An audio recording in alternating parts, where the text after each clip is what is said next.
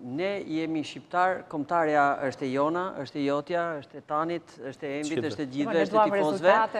Nuk është e Silvinjës dhe nuk është e lojtarëve. Lojtarët shkojnë e vinë, trajnerët shkojnë e vinë. Lojtarët dhe trajnerët janë për të ngritur kombëtaren, është e jona. Në këtë kuptim duhet ta mbështesim kombëtaren, duhet ta mbrojmë gjithmonë, duhet ta mbështesim gjithmonë, duhet të rokasim gjithmonë, duhet të jemi gjithmonë pro saj. Sa i përket kritikave, po, nëse ka vend për ta kritikuar, do ta kritikojmë.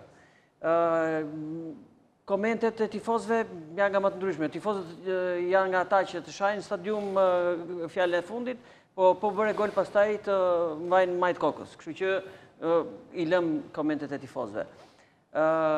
Tu thanë dy gjëra.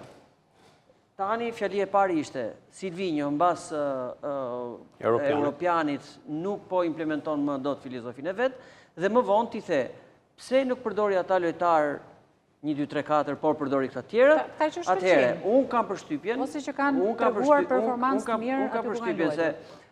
Përveç se përpara se të fillojmë nëse mund të them edhe unë 2 fjalë për ndeshjen me Letoninë. Përpara se të shkojmë te ndeshja me Letoninë, në kombëtare kanë lëvizur çik ekuilibrat për shkak të zgjedhjeve të Silvinjos me lojtarët që morin Europian.